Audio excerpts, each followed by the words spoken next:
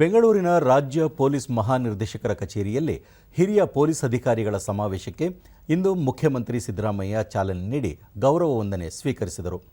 ಸಮಾವೇಶದಲ್ಲಿ ಗೃಹ ಸಚಿವ ಜಿ. ಪರಮೇಶ್ವರ್, ಮುಖ್ಯಮಂತ್ರಿಗಳ ರಾಜಕೀಯ ಕಾರ್ಯದರ್ಶಿ ನಜೀರ್ ಅಹ್ಮದ್, ಮುಖ್ಯ ಕಾರ್ಯದರ್ಶಿ ರಜನೀಶ್ ಗೋಯಲ್ ಸೇರಿದಂತೆ ಅನೇಕ ಅಧಿಕಾರಿಗಳು ಉಪಸ್ಥಿತರಿದ್ದರು.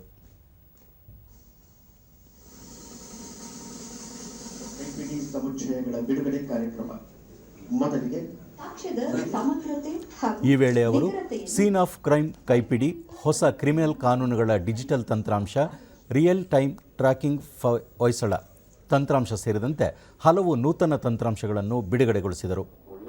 ಬಳಿಕ ಮುಖ್ಯಮಂತ್ರಿ ಪ್ರತಿ ಪೊಲೀಸ್ ವರಿಷ್ಠಾಧಿಕಾರಿ, ಡಿಸಿಪಿ, ಐಜಿಪಿಗಳು ಪೊಲೀಸ್ ಮ್ಯಾನ್ಯುಯಲ್ ಪ್ರಕಾರ ಪ್ರತಿ ಠಾಣೆಗಳಿಗೆ ಭೇಟಿ ನೀಡಿ ಪರಿಶೀಲಿಸುವುದು ಕಡ್ಡಾಯ.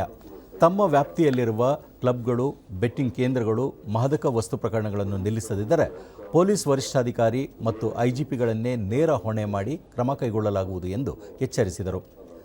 ನಾಳೆಯಿಂದಲೇ ಎಸ್ಪಿಗಳು, ಐಜಿಪಿಗಳು ಠಾಣೆಗಳಿಗೆ ಭೇಟಿ ನೀಡಿ ಕೂಲಂಕಷವಾಗಿ ಪರಿಶೀಲನೆ ನಡೆಸಬೇಕು.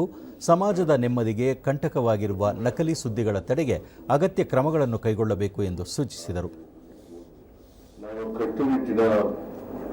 ಸೂಚನೆಯನ್ನು ಕೊಟ್ಟಿದ್ದೇನೆ.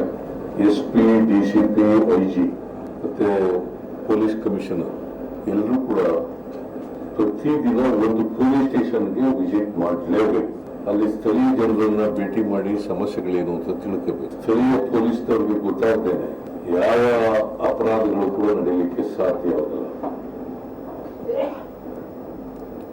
ಅದು ಡ್ರಗ್ಸ್ ಇರ್ಬೋದು, ರೌಡಿಸಮ್ ಇರ್ಬೋದು, ಕಳ್ತನ ಮಾಡೋರು ಇರ್ಬೋದು, ದರೋಡೆ ಮಾಡ್ತಕ್ಕಂಥವ್ರು ಇರ್ಬೋದು, ಕನ್ನ ಹಾಕೋರು ಇರ್ಬೋದು, ಮಟ್ಕ, ಜೂಜು ಕ್ಲಬ್ಗಳು, ಇವೆಲ್ಲ ಗೊತ್ತಿಲ್ಲದೆ ನಡೆಯಕ್ಕೆ ಸಾಧ್ಯನೇ ಇಲ್ಲ.